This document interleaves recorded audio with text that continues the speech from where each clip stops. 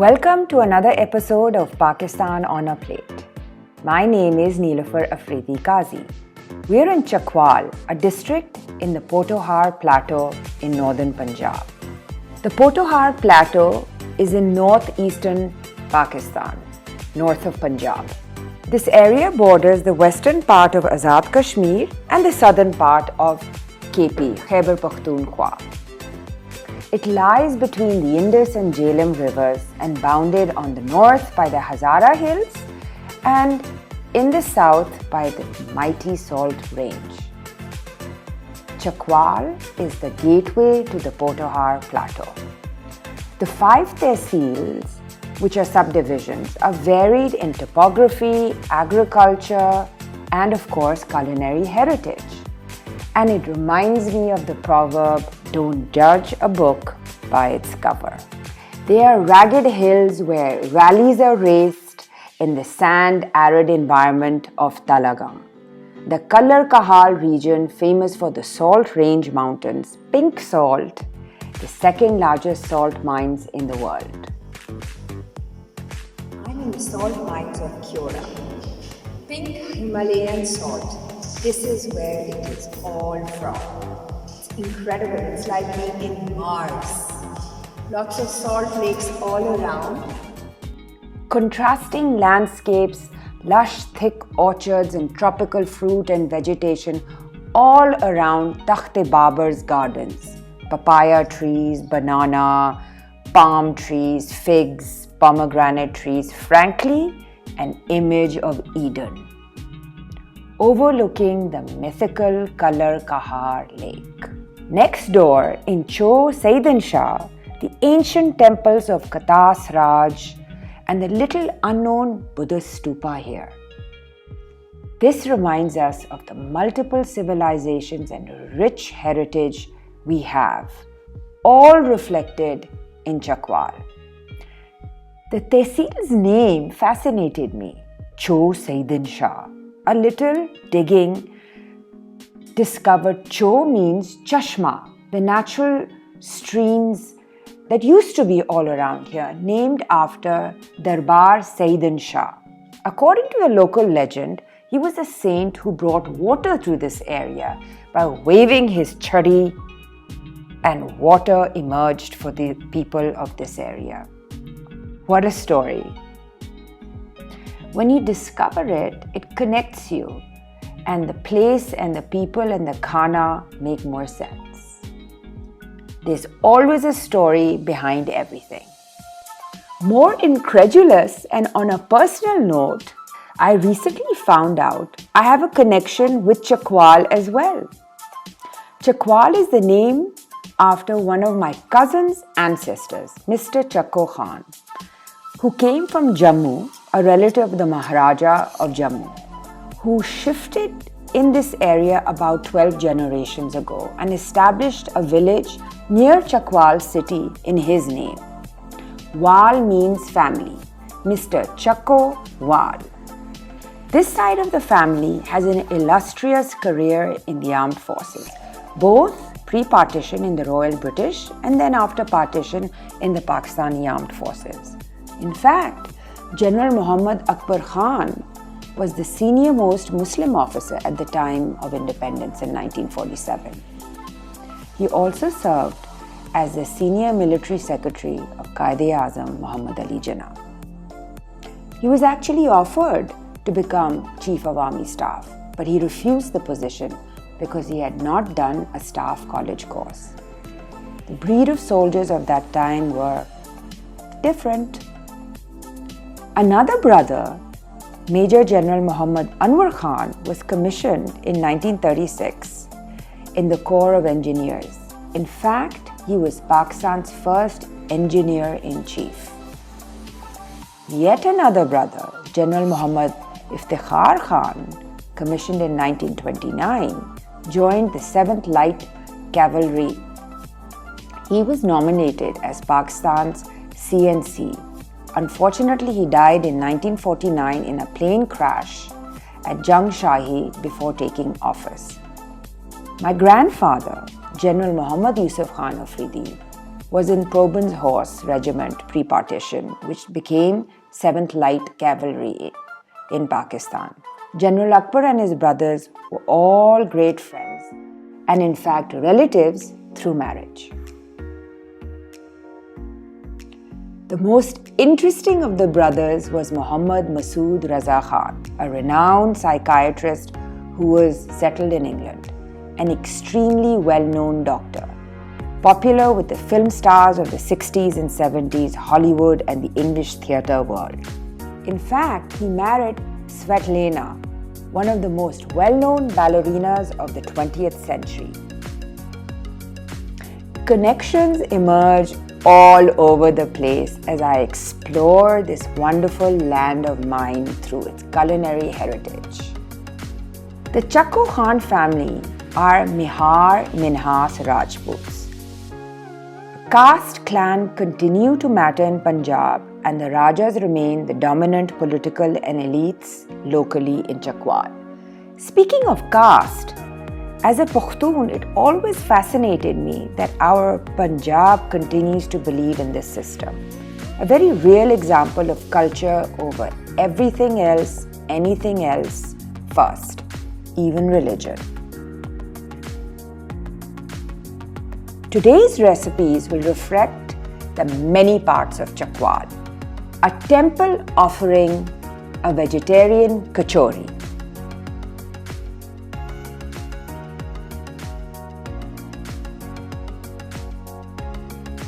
To make it, first you need to make the dough.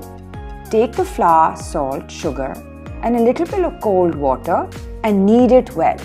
Set it aside in a cool area or a fridge for about 30-40 minutes.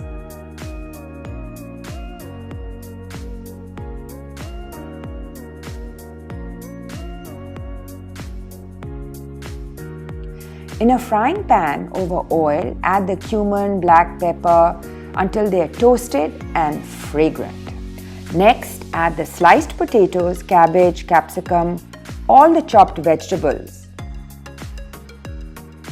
To this, add the ajwain, the chili, the coriander and blend in well until all the vegetables are cooked.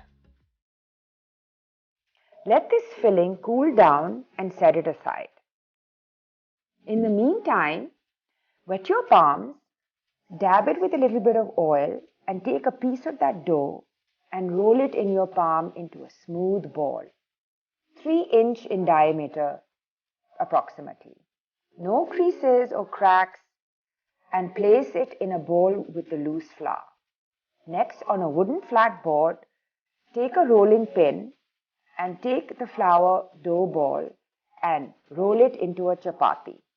Roll the pin on all sides to make sure it's equally flattened. Dab a sharp knife with flour and cut it into 3-inch apart strips of dough, discarding the first and the last strips. Next, place lengthwise the dough strips on top of each other.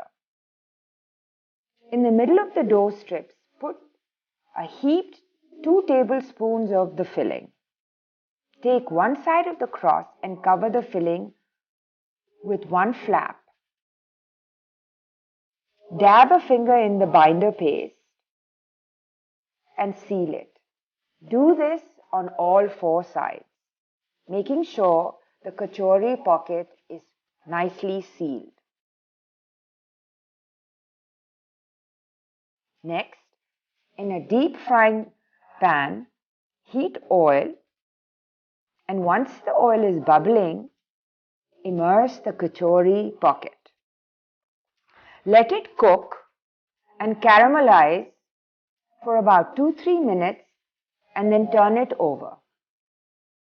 Take them out and place them over a paper towel to soak off the excess oil away. This is a typical food item which is given as an offering to the gods in the temple, and also a beautiful, lovely vegetarian snack. ये कचौड़ी जो आपने हमें इसकी recipe आपने हमें बताइए। तो शिवरात्रि में ये कचौड़ियाँ खाते हैं? हाँ खाते हैं। अच्छा, ये बहुत मुबारकी का खाना है थे। अच्छा। One cannot just start cooking in a brand new earthen pot. Kacha mitti ka bartan. There is a process called kunna lagana. First, you need to soak it in water completely, submerge it for about 24 hours. Then you can do one of two things. Take mutton or goat fat and boil it with a bit of water in the pot for several hours. The fat will line the bottom of the pot, sealing any crevices and strengthening it for future cooking.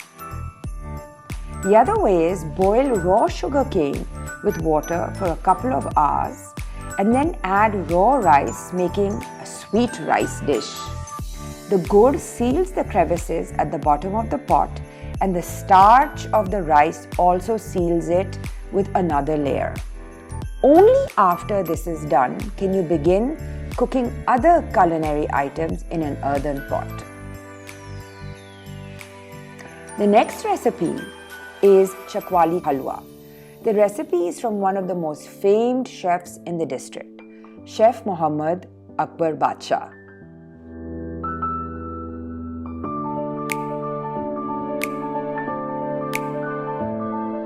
To make Chakwali halwa, over a wood-burning fire, put a pot and melt the clarified butter into a liquid.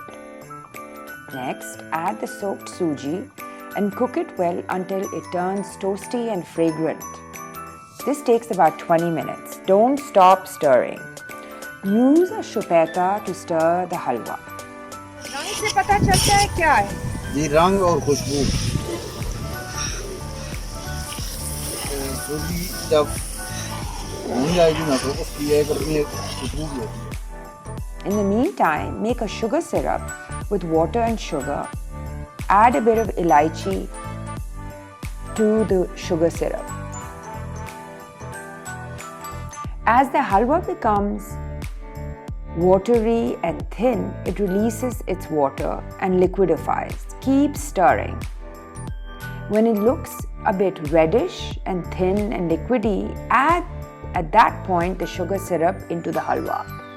Keep stirring and scraping and let it brown, bubble and bhuno. This takes another 20 minutes. At this point, add the first set of dried fruit and continue stirring and blending. Once it's quite dry, lower the heat to a simmer.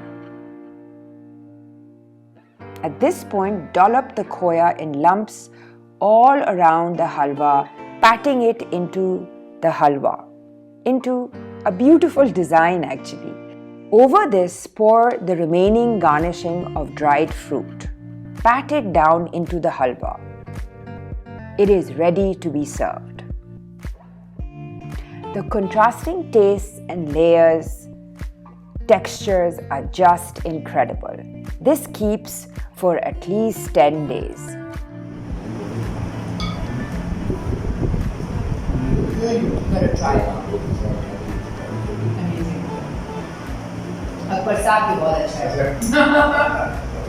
Cutlery, dai, is the wooden spoon used while cooking with earthen pots. The stick is made from cow wood from the family of the olive tree, zaitun. The wood is used because it does not scratch or damage the bottom of the earthen pot. It also doesn't burn easily. Kefgir, a long steel spatula which is used to mix, scrape and churn halwas. In Saraiki, it is called shupeta. In the Potohar district, it is called kefgir.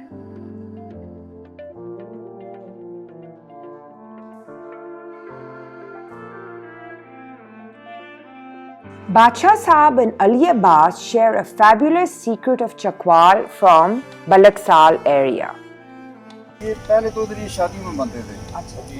अभी ज़्यादातर ये कोई function छोटा होगा, ईद आ गई है, कोई शबरात आ गई है, अच्छा, या कोई मेहंदी वगैरह का फंक्शन छोटे लेवल का जिसमें आपके 150 मेहमान हैं, उसमें तो फिर ये लोग करते हैं। अस्सलामुअलैकुम जी। वालेकुम सलाम। बहुत बहुत शुक्रिया। ये हम इसको जो हमारी चकवाल की ज़बान है उसमें तो हम इसको कटवा गोश्त कहते हैं। अच्छा तो वैसे इसको पुन्ना गोश्त जो है वो ज़्यादातर वो लोग इस नाम से पहचानते हैं, पुन्ना गोश्त के नाम से। अच्छा, और कटवा का मतलब क्या है? कटवा का मतलब ये जो मिट्टी का बर्तन बना होता है जिसमें हम इसको कुकिंग करते हैं, अच्छा, उसको हम इस चकवाल की ज़बान में कटवा बोलते हैं। अच्छा। To make it in a mitti ka bartan over a wooden burning pit, put the meat and water to boil with a bit of salt, turmeric, chili, and the spices. Don't stir. Cover the pot with a flat lid and let it cook for about 30 minutes. Only use the wooden spoon to stir the dahi. After about 30 minutes, add the oil and then give it a stir. Add the cumin and coriander and black pepper and the cardamom. Cover it and let it cook for another hour. Lower the heat by removing some of the wood from the fire. In the last 20 minutes, let it cook on coals alone. Take it off the fire. It is ready. The journey of discovery of culinary in Chakwal was stopped by my next recipe. Cheena, a halwa made from kangri, foxtail millet. It tastes so unusual. It looks like a kheer but doesn't quite taste like one. It's almost like a liquidified barfi, but its texture was different, unique. To make it over a traditional stove wood burning fire, put a pot and add the milk with the elaichi to boil. Cover it. This should take about 10 minutes. Cooking over wood burning fire always takes long to cook. When the milk reduces and thickens, bubbling and frothing away, at this point add the gur. Let it cook for about 5 minutes. And then add the cheena seeds. Let it cook and boil for about 10-15 minutes. Once it cools down, refrigerate, and it is best had cold. ये बहुत मजेदार होगा। Similar to millet, foxtail millet is rich in smart carbohydrates. It does not increase blood sugar levels immediately. It also releases glucose slowly. It happens to be rich in dietary fiber and minerals such as iron and copper. Foxtail millet helps in strengthening the immunity system. Right next to Takhte Babar's garden, the merchants of all things Hakimi sell their natural remedies, amongst which is Gulkand and rose water, products of the rose. So we're going to go ask Tahir Saab, who has a shop in a traditional fashion, how do you make Gulkand and rose water? So let's go check it out.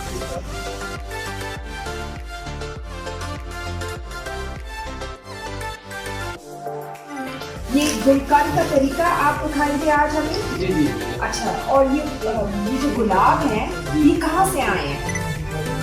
ये बात से भी आते हैं। Bye के साहिवाल से आते हैं। साहिवाल से। आप इतने किस्म के गुलाब होते हैं पाकिस्तान में, जी। तो आप किस तरह पिक करते हैं कि कैसे चुनते हैं कि ये गुलकंद के लिए बन सकता है? जो हमारा घर का मकानी गुलाब देसी हम खेतों में नहीं होता। अच्छा। वो एक महीना बाद देता है। अच्छा। उससे गुलकंद बनता है। अच्छा अच्छा। I was privileged to get a demo from one of the better known merchants. This is how Gulkand is made. 1 kilo of rose petals, 2 kilos of sugar, coarsely ground. In a shallow dish, place the rose petals, add the sugar and start massaging the sugar into the petals. Continue massaging, mixing them well, binding them together. Once the sugar and the petals are completely mixed, put it in an airtight bottle and let it age.